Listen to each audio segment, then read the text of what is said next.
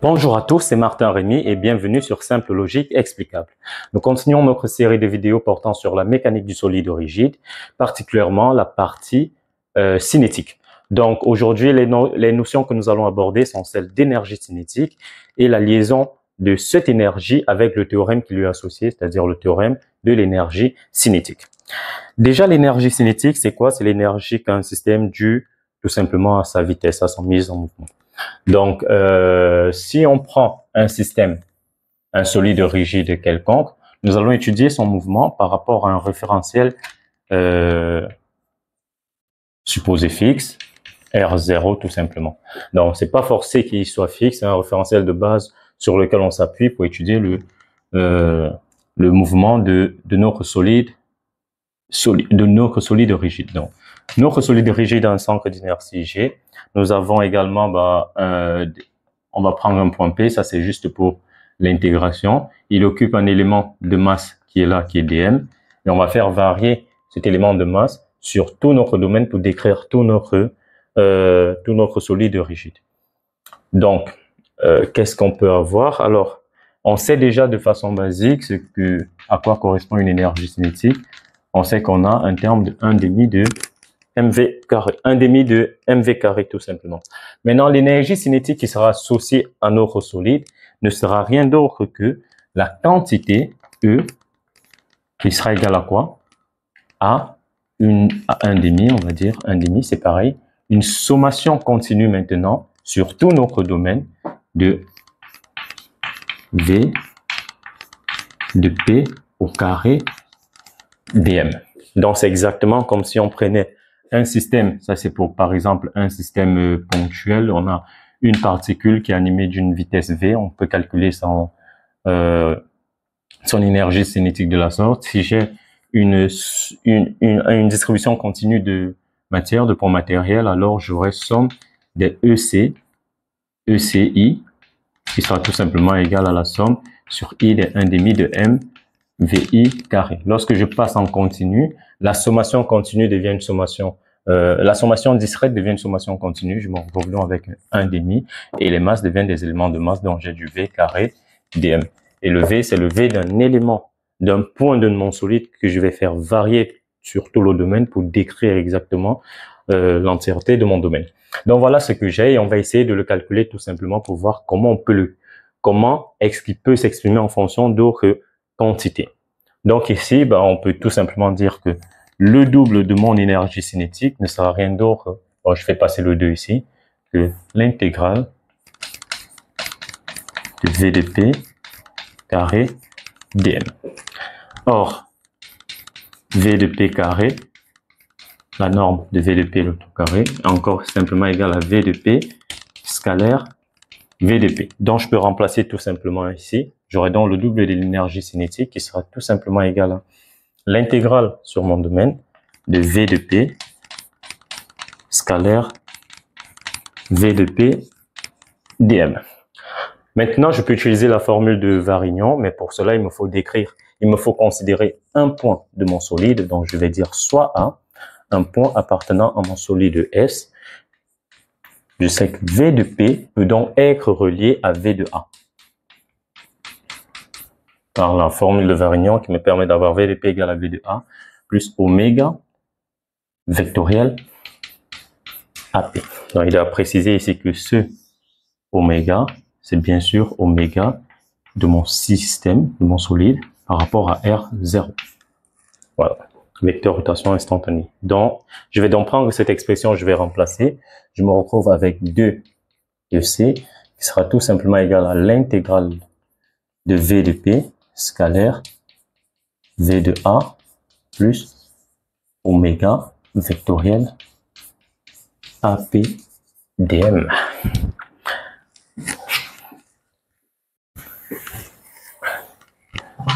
Donc, j'ai donc 2 EC qui est donc égal à quoi? Maintenant, si on décompose, on aura sommation de V de P scalaire V de A dm plus sommation continue de V de P scalaire oméga vectoriel AP dm. Alors ici, il faut que je fasse sortir les quantités qui ne dépendent pas de P parce que la sommation se fait sur les éléments de masse qui entourent les points P. Ça veut dire, dans cette première expression, il n'y a que V de A qui ne dépend pas du positionnement de P. Ça veut dire V de A, il pourra sortir de mon intégrale. Maintenant ici, j'ai V de P, j'ai oméga et AP. Je vois qu'ici, j'ai seul oméga qui ne va pas dépendre du positionnement de P parce que c'est une propriété propre à notre solide. Donc, il va falloir que je fasse sortir déjà V de P ici et l'autre également. Bon, ici, c'est facile, ça veut dire on va commencer par là. Pour faire sortir oméga, alors je me rappelle tout simplement de la propriété U scalaire V vectoriel W. Je sais que c'est encore égal à quoi? À V scalaire W vectoriel U. C'est tout simplement égal encore à W scalaire U vectoriel V. Donc, sachant que je veux faire sortir oméga, ce sera exactement comme si je voulais faire sortir V, en considérant que là, j'ai mon U, là, j'ai mon V, là, j'ai mon W. Ça veut dire V de P scalaire oméga vectoriel AP, c'est tout simplement encore oméga scalaire AP vectoriel V de P. Je vais remplacer cela ici. J'ai donc le double de mon énergie cinétique qui est tout simplement, je fais déjà sortir les quantités indépendantes de P. Donc j'ai V de A scalaire intégrale de V de P dm plus oméga scalaire intégrale de AP vectoriel V de P dm. Et là, on commence à reconnaître certaines quantités. On avait démontré que l'intégrale de V de P dm, ce n'était rien d'autre que M fois V de G. C'était ma résultante cinétique, tout simplement. Et ici, intégrale de AP vectoriel V de P dm, ce n'était rien d'autre que mon moment cinétique, ouais, tout simplement, dans mon moment cinétique défini en A de mon solide, tout simplement. Donc, vous voyez qu'ici, on se retrouve avec, si je me permets de l'écrire ainsi, je me retrouve avec 2 EC de mon solide par rapport à R0, qui sera égal à V de A scalaire M V de G plus oméga scalaire moment cinétique de mon système en A, de mon solide en A.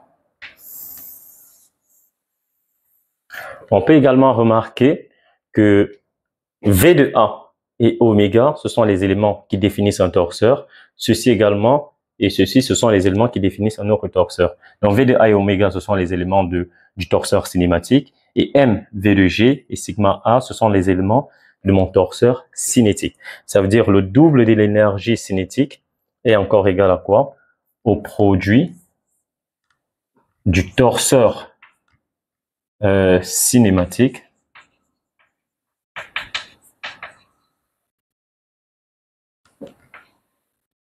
point A bien sûr, et du torseur cinétique. Parce que on se rappelle que le torseur cinématique, défini au point A bien sûr, c'était tout simplement oméga. Et là, j'avais V de A. Et là, torseur cinétique, je vais mettre un torseur cinétique, c'était tout simplement la résultante cinétique M V de G. Et là, j'avais le moment cinétique défini en A de mon solide. Et on sait que lorsqu'on fait le produit entre deux torseurs, on aura oméga dans le terme ici, R1 scalaire M2 plus M2 scalaire RE. M1 scalaire R2. Donc, j'aurai oméga scalaire sigma A de S que nous avons là, plus V de A scalaire MBG que nous avons. Bon, comme vous pouvez le constater, en fait, j'ai eu un petit souci de micro. parce qu'il n'était pas assez chargé, donc une grande partie de la vidéo a été faite sans volume. C'est la raison pour laquelle je me permets de revenir sur la partie sans volume en fait. Donc ici, on avait déjà démontré que le double de l'énergie cinétique pouvait s'écrire sous cette forme. On a V de A scalaire M V de G et oméga scalaire sigma de A de S. Sigma de notre solide S en A. Donc V de A et oméga étaient reconnus comme les éléments de notre torseur cinématique et MV de G, sigma A de S étaient les éléments de notre torseur cinétique. Donc maintenant ici, en fait, il était question de faire une remarque. Si on se place en G, que devient l'énergie cinétique? Si on se place en G, qu'est-ce qu'on aura? L'énergie cinétique sera tout simplement, bon, de mon solide, bien sûr, par rapport à R0, sera tout simplement, je passe le 2 ici, j'aurai 1 demi. Maintenant ici, V de A, donc en fait, ça veut dire que A, il est confondu à G si on se place en G. Ça veut dire que j'aurai V de G scalaire M V de G. Plus maintenant, j'aurai oméga scalaire sigma de G, sigma défini en G de mon solide. Or, on a vu dans les vidéos précédentes que sigma en G du solide est tout simplement encore égal au tenseur d'inertie en G de ce solide fois oméga. Ça veut dire ici, je me retrouve avec une expression qui est très similaire à celle qu'on connaît. L'énergie cinétique de mon solide par rapport au référentiel R0 est tout simplement égal à 1 demi de M. J'ai M, V, G au carré. Donc, V de G au carré plus 1 demi oméga, tenseur d'inertie défini en G, fois oméga toujours. Ok, donc là vous voyez bien qu'il y a un terme énergie cinétique de translation plus une énergie cinétique de rotation. Ça veut dire si moi, dans l'étude de mon système, je connais déjà l'expression du je connais déjà l'expression du tenseur d'inertie de mon solide en son centre d'inertie et le mouvement paramétré de G qui me permet d'avoir V de G, je peux définir l'énergie cinétique du système par rapport à R0 si c'est défini en G tout simplement. Maintenant, on va passer à la variation de l'énergie cinétique. Ça veut dire on va tout simplement, variation temporelle bien sûr, on va calculer la quantité dérivée de EC par rapport au temps de notre solide par rapport à R0 bien sûr. Même la dérivation se fait par rapport à R0. C'est ce qu'on va essayer de calculer ici. Alors pour ce faire, on va tout simplement dire DEC sur dt par rapport à R0 sera tout simplement égal à quoi? La dérivée par rapport au temps d'une intégrale de, bon, on va mettre le 1 demi. Hein. J'ai V de P, scalaire V de P, dm. Donc, lorsque je vais dériver ceci par rapport au temps, je vais faire entrer la dérivation. Donc, c'est comme si j'avais 1 demi. Et bah, je fais sortir, j'ai d sur dt de V de P, scalaire V de P dm. Oups. Quand je vais dériver ceci, j'aurai U' V plus V' U. Or, U et V sont pareils, ça veut dire que je me retrouve avec du 2 U' V. Donc, c'est exactement comme si j'avais 1 demi intégrale de 2 V de P scalaire dV de P sur dt dl. Maintenant, que me donne ceci? Je vois que le 2 il peut se simplifier. Il me reste dans, je vais me mettre ici, il va me rester intégrale. Oups, ceci ça fait trop de bruit. J'aurai l'intégrale de V de P scalaire gamma de P dm. Donc voilà la dérivée de l'énergie cinétique par rapport au temps. Maintenant, nous allons prendre un point P de notre solide. Donc, on va dire soit P, un point A, pardon, appartenant à notre solide pour relier la vitesse de P et la vitesse de A en A par la formule de Varignon. On sait que V de P sera égal à V de A plus oméga vectoriel AP. Ça veut dire si je viens remplacer dans la dérivée de l'énergie cinétique par rapport au temps, qu'est-ce que j'aurai? J'aurai tout simplement intégrale de V de A plus oméga vectoriel AP, le tout scalaire gamma de P dm. Donc, je me retrouve donc avec une sommation continue. J'ai V de A scalaire gamma de P dm plus une deuxième sommation continue de oméga vectoriel AP scalaire gamma de P dm.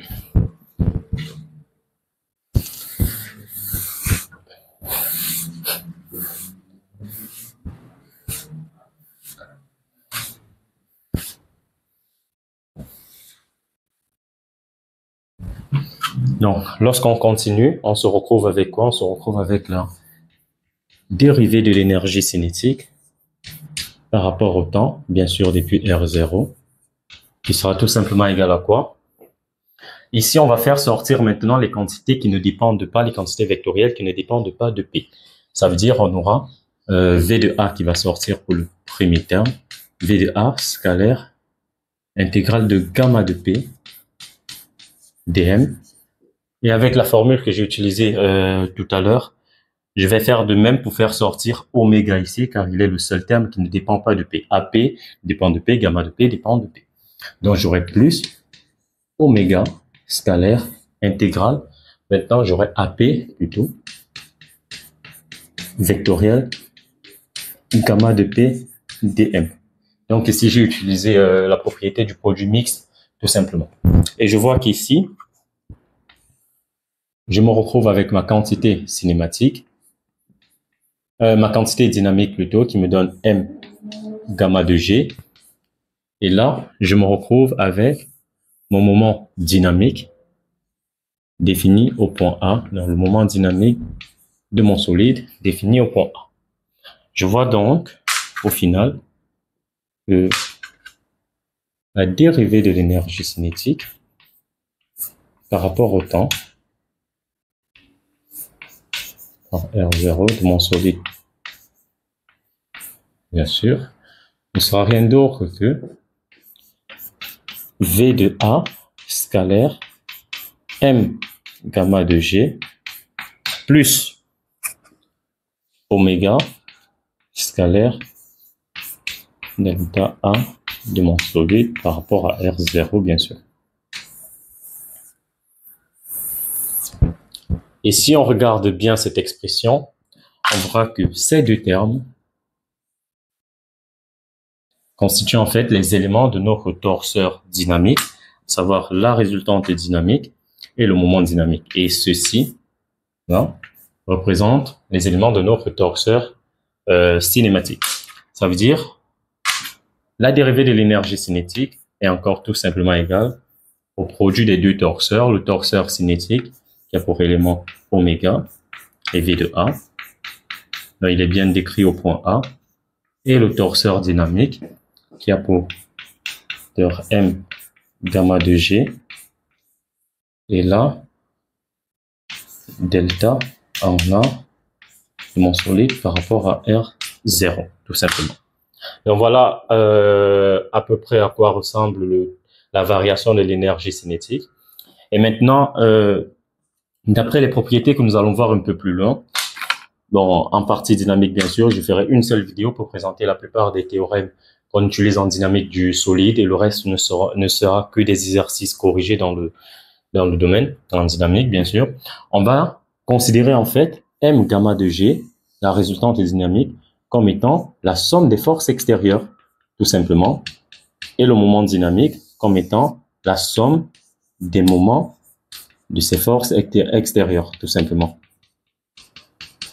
Donc, la variation de l'énergie cinétique, vous voyez qu'on aura oméga scalaire la somme des moments et V scalaire la somme des forces. C'est exactement ce qu'on retiendra du théorème de l'énergie cinétique. C'est vrai que la variation temporelle de l'énergie cinétique d'un solide rigide, vu d'un référentiel R0 bien sûr, sera tout simplement égal à la somme des puissances extérieures, tout simplement. À la somme des puissances des forces extérieures. Parce que oméga scalaire, ceci sera une puissance extérieure, ceci également puissance extérieure. Donc ceci va tout simplement être une expression de puissance. La sommation de cela va nous donner la somme des puissances et des forces extérieures qui agissent sur notre solide. Donc, ceci n'est rien d'autre que le théorème de l'énergie cinétique. À la prochaine vidéo, on verra vraiment, parce que la majorité de toutes les lois qui sont utilisées en dynamique se résument soit à une égalité de quantité d'accélération, ou bien, oui, de quantité d'accélération, ou alors de quantité de moment. Donc, c'était vraiment le but de cette vidéo. C'est vrai qu'il y a eu une petite coupure à cause du problème de micro. J'ai été obligé de faire ceci 2 fois, mais pas grave. Je sais que ça a été un peu long, mais s'il y a des incompréhensions, n'oubliez pas de le mentionner en commentaire, likez, partagez, abonnez-vous, car c'est un petit constat. La plupart des personnes qui regardent ces vidéos, en fait, ne sont pas abonnées à la chaîne. Mais la communauté évolue petit à petit, donc j'espère sur vous de me lâcher un petit pouce bleu et de vous abonner si le contenu vous a plu. Objectif atteint, c'était Martin Rémy. Vous étiez sur Simple, Logique, Explicable. On se voit à la prochaine. Au revoir.